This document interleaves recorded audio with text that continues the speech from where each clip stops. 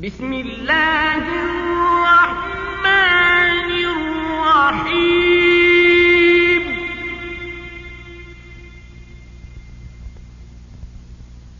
والفجر وليال عشر.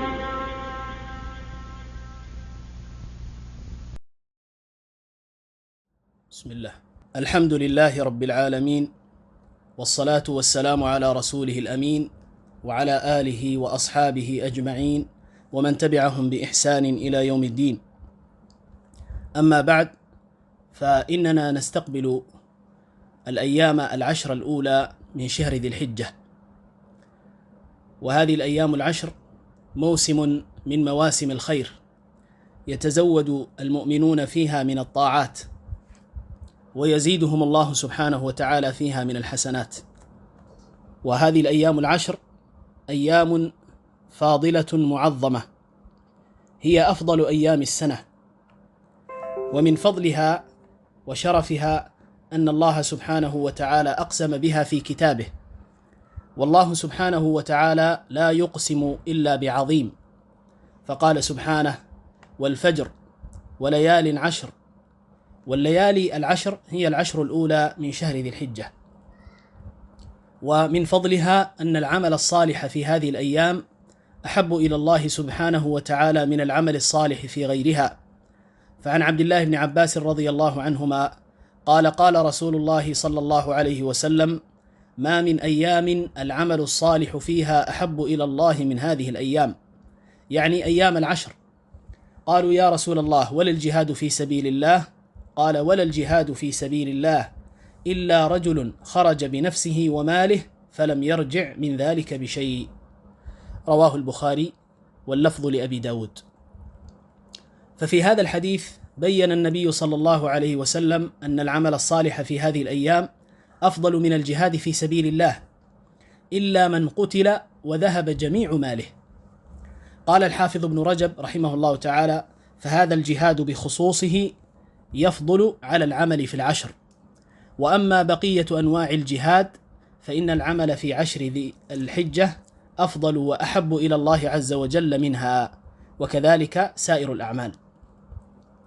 ولهذا كان السلف الصالح رحمهم الله تعالى يحرصون على العمل الصالح في هذه الأيام، ويجتهدون فيها اجتهادا كبيرا.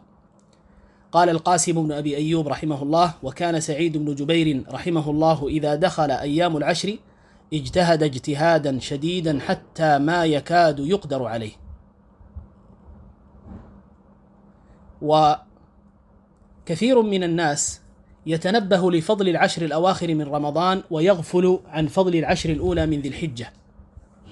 ومن أحسن ما قاله العلماء في المفاضلة بينهما أن العشر الأولى من ذي الحجة نهارها أفضل من نهار العشر الأواخر من رمضان، لأن فيها يوم عرفة ويوم النحر. والعشر الأواخر من رمضان لياليها أفضل من ليالي العشر الأولى من ذي الحجة، لأن فيها ليلة القدر. وأعظم ما يتقرب به المسلم إلى الله سبحانه وتعالى هو المحافظة على الفرائض، ثم ما تيسر من نوافل العبادات. فمن الأعمال الصالحة في هذه الأيام ذكر الله عز وجل. قال الله سبحانه وتعالى: ويذكر اسم الله في أيام معلومات. والأيام المعلومات هي عشر ذي الحجة، فيستحب الإكثار من تلاوة القرآن ومن التسبيح والتحميد والتهليل والتكبير.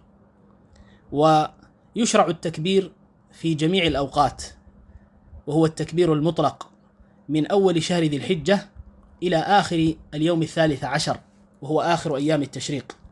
فيكثر من أن يقول: الله أكبر الله أكبر لا إله إلا الله، الله أكبر الله أكبر ولله الحمد. ويجهر بذلك في البيت وفي السوق، فقد كان ابن عمر وأبو هريرة رضي الله عنهما يخرجان إلى السوق في أيام العشر يكبران، ويكبر الناس بتكبيرهما، علقه الإمام البخاري. ومن الأعمال الصالحة في هذه الأيام الصيام، فيستحب صيام الأيام 9 الأولى منها.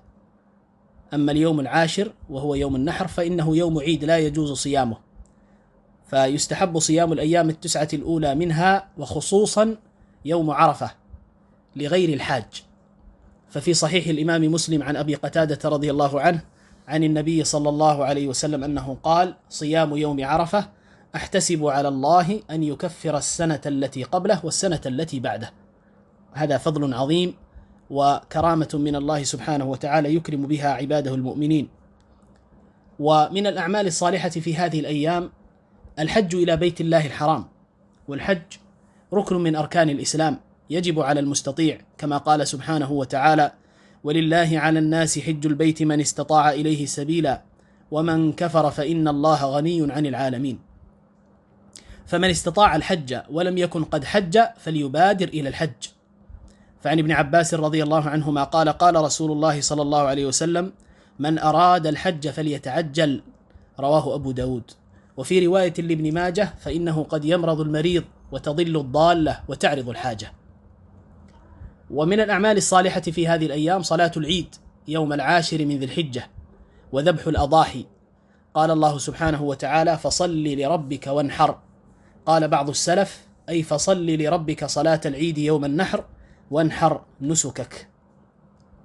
فهذه الأيام 10 المباركة يجتمع فيها من الأعمال الصالحة ما لا يجتمع في غيرها من الأيام، ففيها الذكر والصلاة والصيام وهي عبادات بدنية، وفيها الأضحية والهدي والصدقات وهي عبادات مالية، وفيها الحج وهي عبادة بدنية مالية.